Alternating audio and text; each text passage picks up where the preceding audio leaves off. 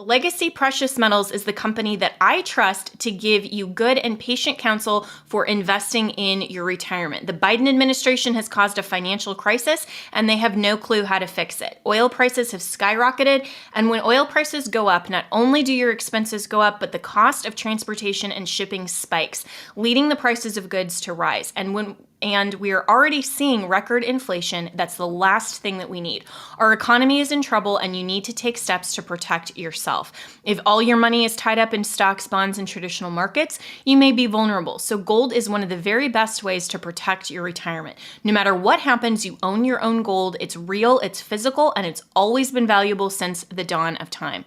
Call Legacy Precious Metals today at 866-528-1903 or visit them online at legacypminvestments.com. That's legacypminvestments.com, where you can download the free investor's guide. You can also go to my Facebook page, Jenna Ellis. I am a public figure on Facebook, and I just posted yesterday a really great interview with the president of Legacy Precious Metals, who is discussing why you need to start your retirement account even if you're in your 20s or 30s. There is always a great time to protect your retirement and invest, just like you want to protect your health over the long term.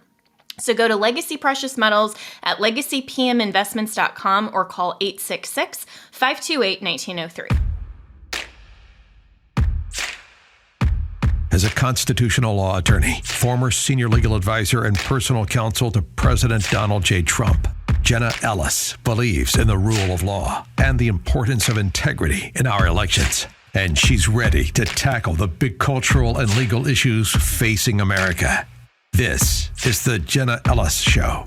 Here is your host, Jenna Ellis. Hello, friends, and welcome to another episode of the Jenna Ellis Show. I'm Jenna Ellis, and yesterday, Joe Biden said from the White House, announced that he is going to be giving 31 Abrams tanks to Ukraine. And this comes, of course, as so many Americans and conservatives are rightly concerned with all of the money and resources from America and frankly, around the world that is being given to Ukraine. And why isn't our president concerned about our strategic objectives? He said in his speech that this will enable Ukraine to pursue its strategic objectives related to the war. My concern, of course, from a constitutional vantage point is always the same, that there is no declaration of war from Congress. There is nothing that requires us to participate in this. And yet it looks like Joe Biden is not only helping provoke World War III, but he's trying to provoke a wider global response.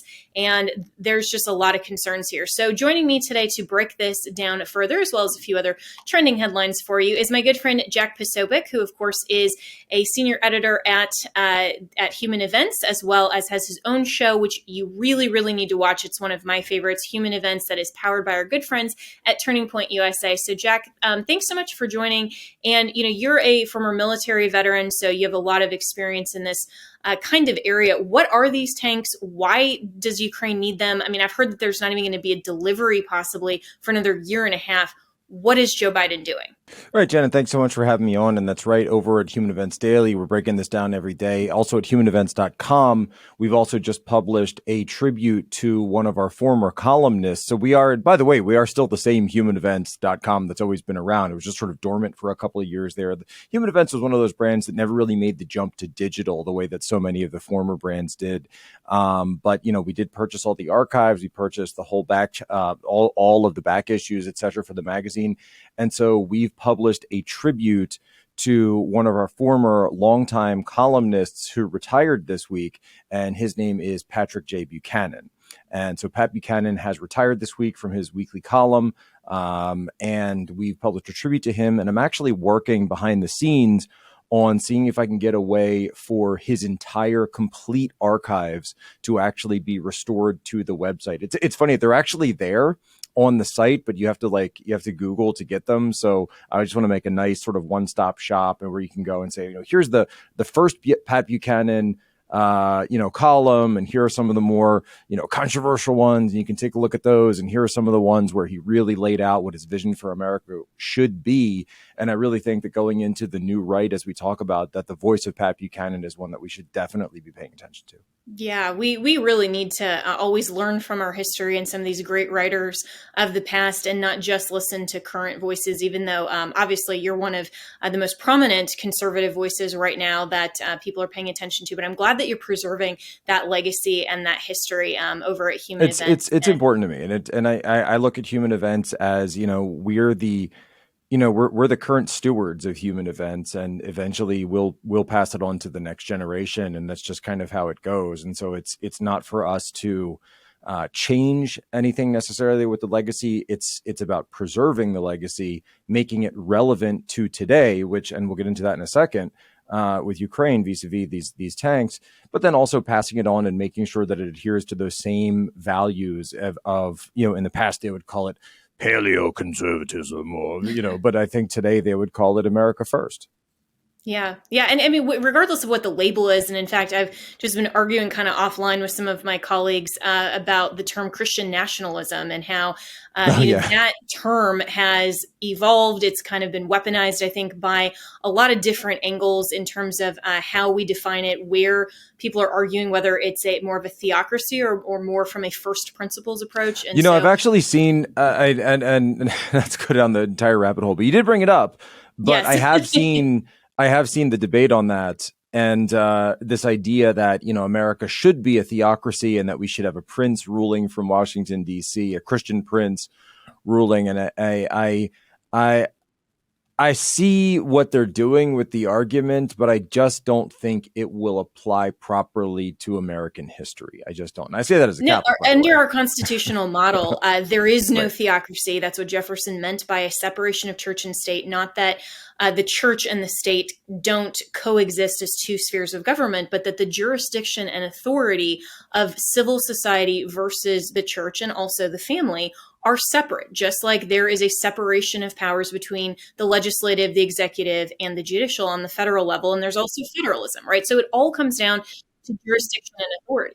I would say that it's incumbent on the conservative movement that if we are to be a conservative movement, that it is our job to argue for our principles through the political process where it applies. So, for example, whether it be obviously pro-life is sort of the most obvious recent victory, a 50-year march towards overturning Roe v. Wade, one singular mission that's been focused on by the conservative movement, particularly social conservatives. And I remember Republicans telling me, when I first got involved in the movement, way back when, that, we're not allowed to touch that one. That one's never going away. It's not going to happen. It's overcome by events. And I'm like, well, this is, it came out in the 1970s, 73. So it's not exactly like some bedrock of America, Roe v. Wade, stare decisis. Remember that when, Arlen Specter and questioning the judges or the justices when they would come up for the Supreme Court.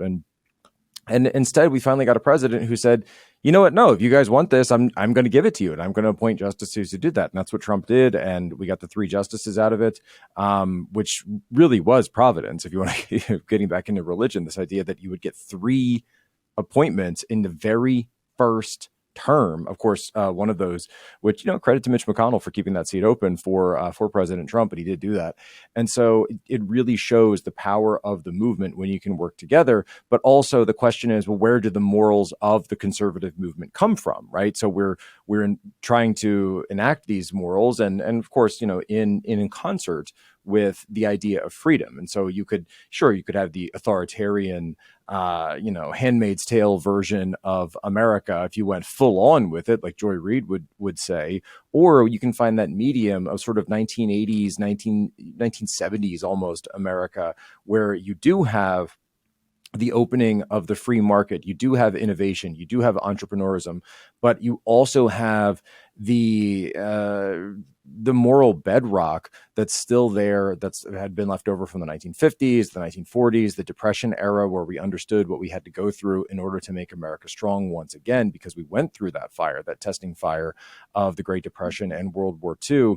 And then I kind of say it's sort of like, you need 80s New York and 90s New York to make New York great, because 80s New York had the economy, but then they still had crime, right? Crime was still rampant. And then 90s New York is when you get Rudy Giuliani to come in and say, we are going to enforce line jumping, and we are going to enforce broken windows, and we are going to go after graffiti, and we're going to make it so that you can walk through Central Park at night, and you don't need, an armed escort. We can make it so that you can ride the subway. And of course, we're seeing those same problems again because we've allowed the breakdown in social order. And this is why you have those two forces really in sometimes in tension, right? So because there is obviously a tension between freedom and order, freedom and safety, and that's good. That's the process that we want. We don't want all of one, and we don't want all of the other.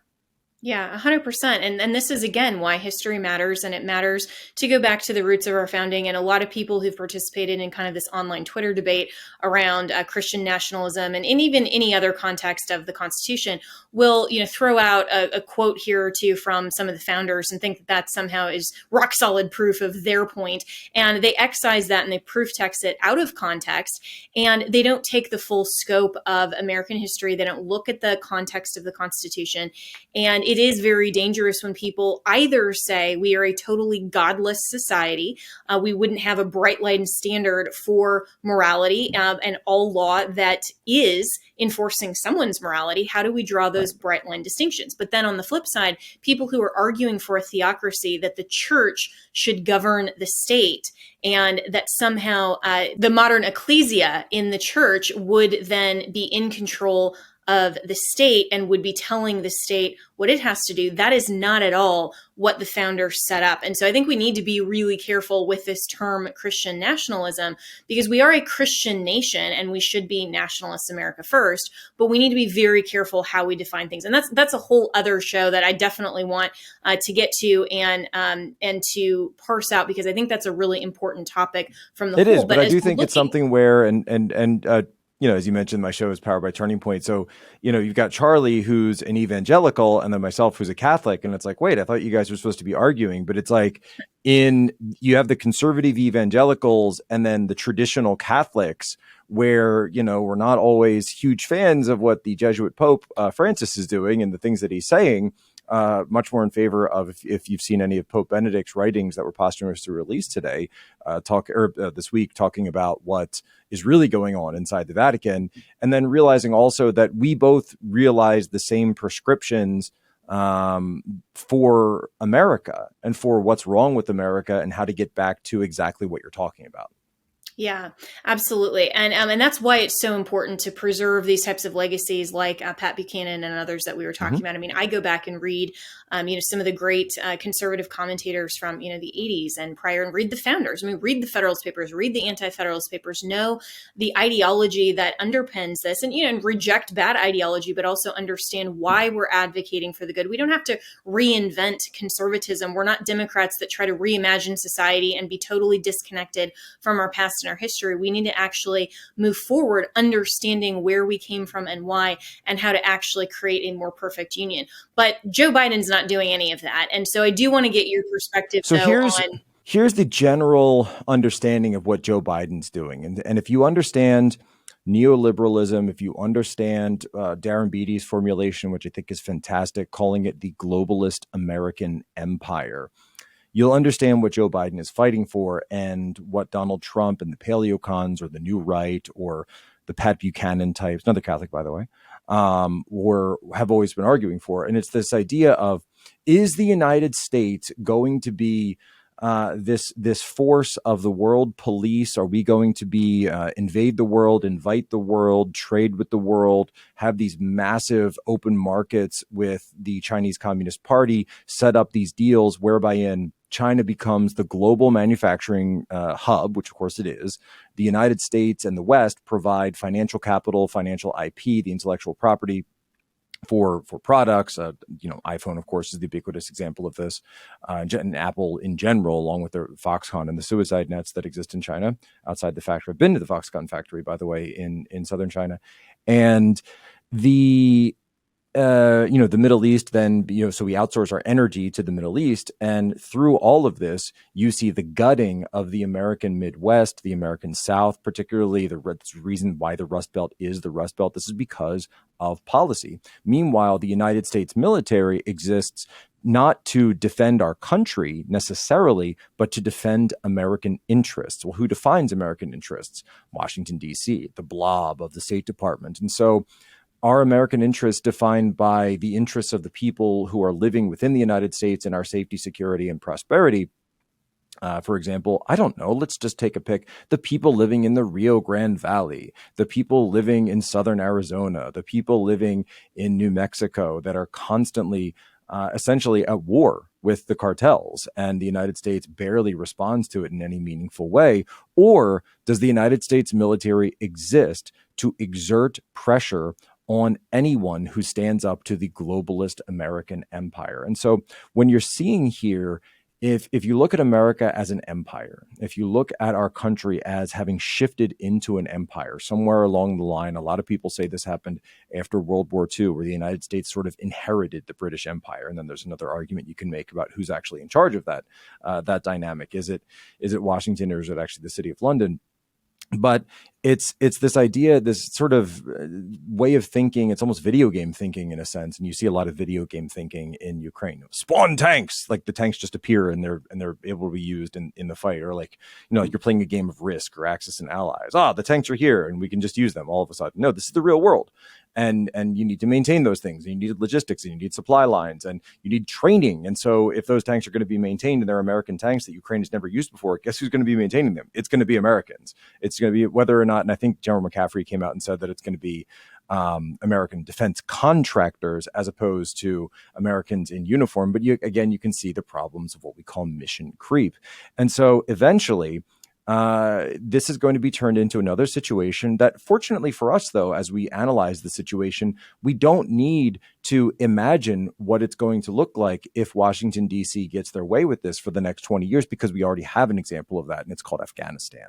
They are trying to turn Ukraine into Ukrainistan. And so even if Russia is able to take Kiev, if they're able to march all the way to the Polish border, if they're able to take Lviv, if they're able to take Odessa, the entirety of Ukraine, well, then there's even people right now in Washington, D.C. talking about, well, how do we arm the resistance? How do we keep Azov battalion funded? How do we keep their supply lines going across from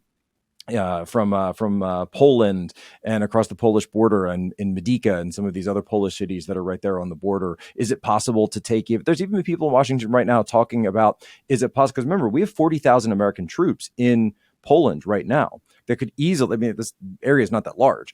They could easily cross the border, and I'm sure you could see this happening today, or maybe a week from now, or something like this, where it comes out. And NATO has decided that they are going to be establishing a green zone in Western Ukraine, and NATO forces will be marching into Ukraine there in the West to provide for the defense of these tanks, these maintenance facilities, these contractors there. Because of course, what is Russia going to do the minute that we set up a maintenance facility or a logistics hub for these tanks? They're going to blast it. They're going to blast it off the face of the earth with one of their caliber cruise missiles, their naval forces, which are still very, very capable in the Black Sea. They're going to use all of that, and they're going to bring it to bear.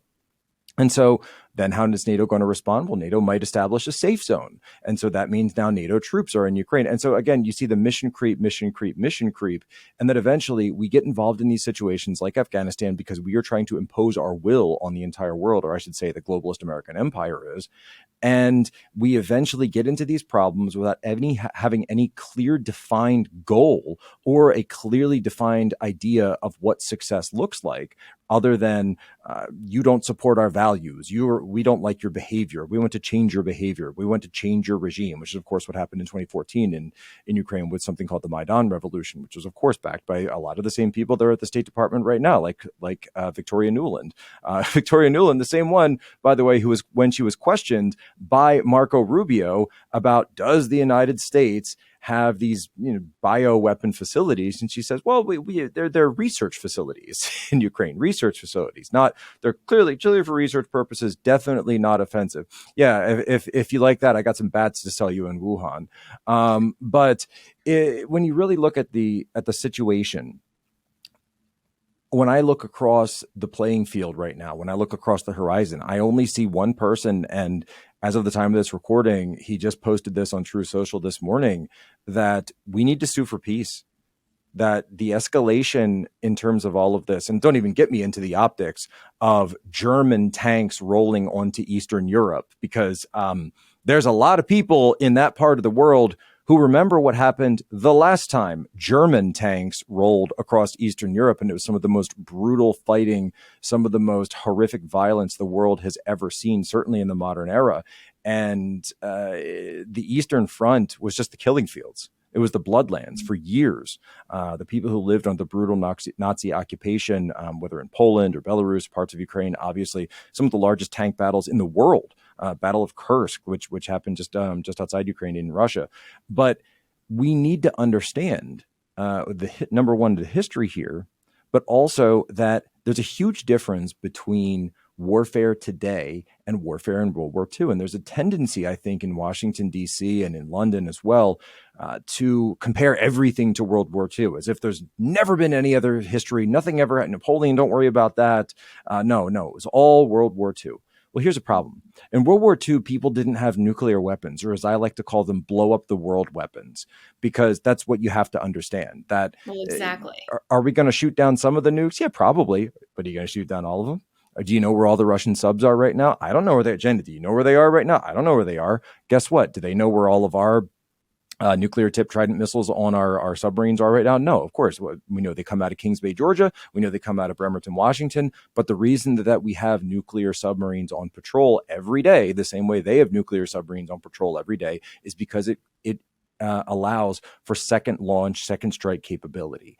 And so even if we were to take out Moscow or they were to take out Washington, D.C., we would always and they would always maintain that second strike capability. And this is what's referred to. It's like we have to go back and remember all of the rules and the lessons of the Cold War. This is why you don't get into a direct conflict that always gets into an escalatory spiral. I don't know if you want to call it a downward spiral of escalation, because the escalation is certainly rising, and it is rising right now, because it always ends badly. And I think a lot of the people who are so concerned about all of this are recognizing that kind of a dramatic escalation that Biden and his administration are intentionally fomenting. And a lot of the members of Congress, I mean, even a lot of Republicans who just have this very surfacey narrative to just say, oh, well, we support It's video Ukraine. game thinking. It's all video game thinking. Put an emoji in our bio. But that kind of narrative is so false and faulty that this is just something, it's almost like, we're giving them gifts as if it's Ukraine's birthday or something. I mean, and it's such a complete distortion of the truth. And so mainstream media is looking at this totally incorrectly. Well, there was this like highly educated idiot, and I call people highly educated idiots because that's most of what Washington, D.C. is. They have degrees all over the place, but they have no idea what they're doing. And one of them, who formerly was at Stratfor, which is one of these, DC think tank types, was on Joe Rogan recently. His name is Peter Zahan. And his line of reasoning went like this, because he was talking about the threat of nuclear war. And he said, well, the problem with Russia is that if we continue to supply Ukraine, which we've been doing from the start, then eventually that's the only way that Ukraine can stand up to Russia, because, of course, Ukraine does not have the material capabilities while they're fighting a war to produce tanks. That's why they're coming to us for tanks now, because the tanks that they had, they're all gone. The tanks that remember the old Soviet equipment that we sent over and other European countries sent over? Guess what? That's all gone now, too. So now we have to send our new tanks, or, like older versions of our new tanks, to them over, which is going to create so many issues. There's a reason that militaries use standardized equipment, by the way. And it gets this logistics nightmare is going to be a mess for them. But what Zahan was saying was that if Russia feels as though they're on the verge of regime collapse, then that would push them towards nuclear war. I said, I agree. I think that's right. I think that that would be a desperation move. And I think, a tactical nuke on one of the cities or something like that, or on a battalion, whatever it is, that is definitely a situation that I could see playing out. I think that's a great point, Mr. Zahan. But then he adds, and that's why we have to keep escalating with them. I said, whoa, wait. You want to put them in that situation? Like, where's your line of reasoning here? You want to put them in a situation where you think they could use nuclear weapons, And your answer is that you want that to happen. I don't know if this is one of those like, Greta Thunberg, depopulation, Klaus Schwab kind of like conspiracy things, or it's a guy whose brain just doesn't work because he spent way too much time in Washington, D.C. with video game thinking and doesn't actually understand how any of these things work. And so I can really appreciate, it's sort of like that bell curve meme. If you've seen the midwit memes that we post on Twitter sometimes, and it's like, the guy with like the low IQ is like, they've got big bombs. And then the guy in the middle is like, around like the 100, 115 IQ is like, well, if we, follow the tenets of containment theory along international law, the guidelines for the tactical use of nuclear weapons, according to Russian doctrine, would therefore be follows if we were to escalate it's like just goes on to gobbledygook. And then the guy at the high IQ is like, they've got big bombs. They've got nuclear weapons that could wipe out all of humanity. So maybe, just maybe, I don't know, we should try to find some kind of rapprochement with them rather than pissing them off. Yeah, and that's exactly what President Trump posted on Truth Social today, basically saying we need to contain this right now. We need to make sure to de-escalate and we need to stop this. Very easy to do. He said that very easy to do. And he was, of course, the first president in a long time that didn't have this kind of this mentality and this hawkish mentality to just go in and spark all kinds of conflicts and, and go into all of these different countries. I get it, man. USA, America, these colors don't run. I was Navy officer, right? I get it, but that doesn't mean that we're stupid either. Right. Or well, it shouldn't mean that we're stupid, Hopefully. But I think that the Biden administration and even some of the rhino, more hawkish Republicans are stupid. So where does this ultimately lead? Because there are a lot of people that are saying, we are pushing toward World War III. And I agree with you. I mean, this is not the same context as we were talking about, back 100 years ago. This is really, really dangerous. And when we are provoking an escalation into Ukraine that obviously now Russia is going to have to respond to. What are the next steps? And what in your mind is Donald Trump saying, this is very easy to do to solve this problem? What should the Republican contingent in Washington, D.C., who are the high IQ, be advising the Biden administration now? Well, it's very interesting because you also have this situation where if you look just at Ukraine, even from Ukrainian sources right now, half of the government of Ukraine just resigned because of a corruption investigation. By the way, the same type of corruption investigation that in 2019, Donald Trump, as president, was on the phone with who? Vladimir Zelensky, asking about corruption investigation. Now, of course, who was the family that he was asking about corruption with? Oh, that's right, Hunter Biden and the Biden family and the oligarchs that were making dirty deals through their gas company, Burisma. By the way, isn't it interesting that we're not allowed to talk about Burisma anymore? That's like nowhere in the news cycle because you have to defend Ukraine, you have to put up the flag, et cetera, et cetera. Russia is evil. But you say, wait a minute, a couple of years ago, weren't we asking about Burisma and weren't we asking about the deals? And we still don't have the truth of all of that either. No, of course not.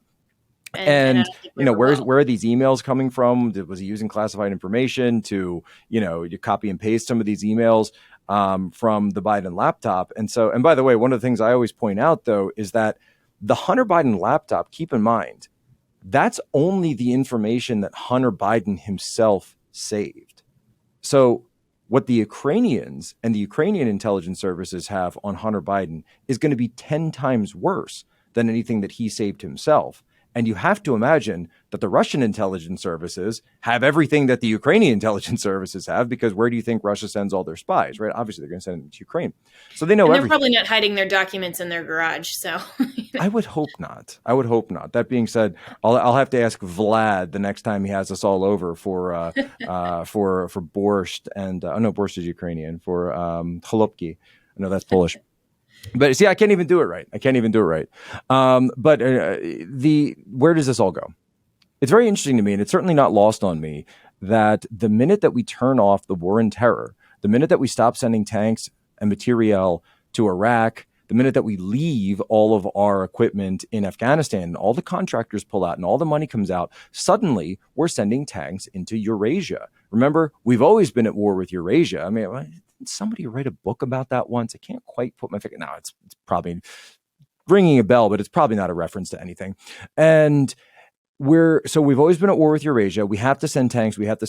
But then there's something that Biden's generals have been saying on the back end that I don't think everyone's picked up on, because it's not just that we're sending tanks and other countries are sending tanks. The United States is going around saying, and the Biden administration is saying, that if you send tanks or even donate tanks to Ukraine, your old tanks, we'll sell you brand new tanks from who? From Raytheon, from Lockheed Martin, from General Dynamics. So they've found a new way to turn this into money, because when the tanks are sent over, we're now selling our tanks to other NATO nations. By the way, the commander of Southcom just came out earlier this week, and she was kind of caught on hot mic, said this very quickly.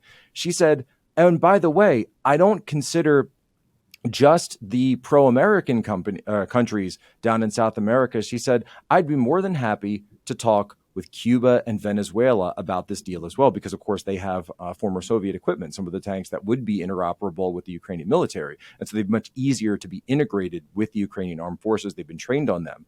So wait a minute, walk yourself through that. Is she talking about actually sending brand new, or at least highly advanced American armor and American technology to the Cubans and Venezuelans? This is how bad we've gotten in terms of all of this.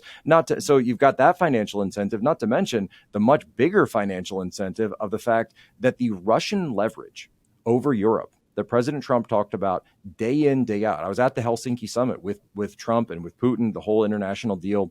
And it was Nord Stream 2.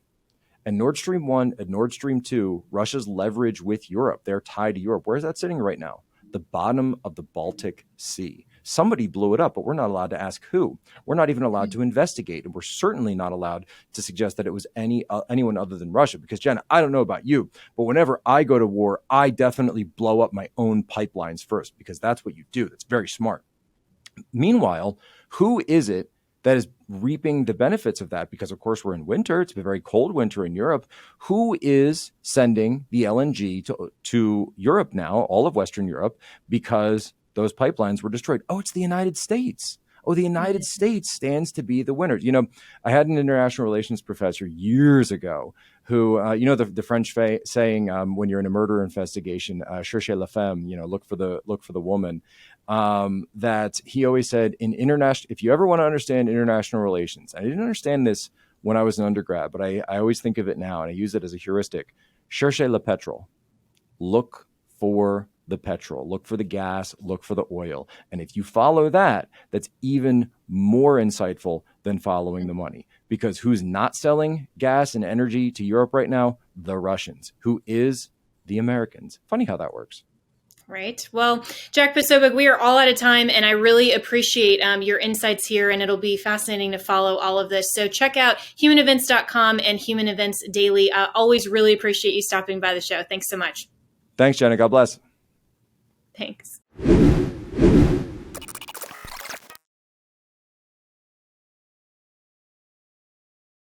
Legacy Precious Metals is the company that I trust to give you good and patient counsel for investing in your retirement. The Biden administration has caused a financial crisis, and they have no clue how to fix it. Oil prices have skyrocketed, and when oil prices go up, not only do your expenses go up, but the cost of transportation and shipping spikes, leading the prices of goods to rise. And we are already seeing record inflation. That's the last thing that we need. Our economy is in trouble, and you need to take steps to protect yourself. If all your money is tied up in stocks, bonds, and traditional markets, you may be vulnerable. So gold is one of the very best ways to protect your retirement. No matter what happens, you own your own gold. It's real, it's physical, and it's always been valuable since the dawn of time. Call Legacy Precious Metals today at 866-528-1903 or visit them online at legacypminvestments.com. That's legacypminvestments.com, where you can download the free investor's guide. You can also go to my Facebook page, Jenna Ellis. I am a public figure on Facebook. You need to start your retirement account even if you're in your 20s or 30s. There is always a great time to protect your retirement and invest, just like you want to protect your health health over the long term. So go to Legacy Precious Metals at legacypminvestments.com or call 866-528-1903. Experts have been warning that a food shortage could be coming even in the United States. They've been telling us this for months. John Boyd Jr., a fourth-generation farmer, told Fox News that, quote, "We're going to see empty food shelves in the coming months. And this is why survival food is more important than ever." He's right. You need to create your stockpile of the best-selling 4 Patriots survival food kits. This is not ordinary food. We're talking good for 25 years super survival food. This is hand-packed right in a family-owned facility here in the USA. The kits are compact, they're sturdy, they're water-resistant, and stack easily. But most importantly, they are survival food, and this is necessary as we have no idea what the next coming years may bring. So right now, you can go to 4patriots.com, that's the number 4patriots.com, and use code Jenna to get 10% off your very first purchase. Included in this 3-month survival kit, you will get the year-long guarantee plus free shipping on orders over $97.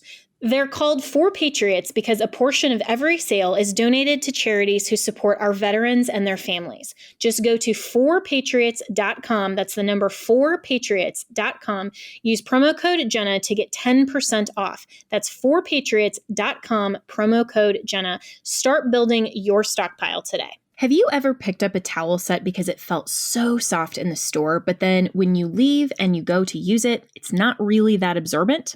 It's basically a towel that is leaving you out to dry. That's why MyPillow has developed the MyPillow towels that actually work. I know, it's totally mind-blowing. Towels that actually dry you. Their 6-piece towel set includes 2 bath towels, 2 hand towels, and 2 washcloths. They come in a variety of colors. I have the sage green and the white. I love them. And right now you can receive a 6-piece set for only $39.98 with promo code Jenna. That's JENNA. So go to mypillow.com right now and click on the radio listeners special. MyPillow products come with a 10-year warranty and have a 60-day money-back guarantee. So to receive this amazing offer on the 6-piece towel set of MyPillow towels, just go to mypillow.com, click on the radio listener special, and enter promo code Jenna, that's JENNA, or call 1-800-564-8475. That's mypillow.com, promo code Jenna.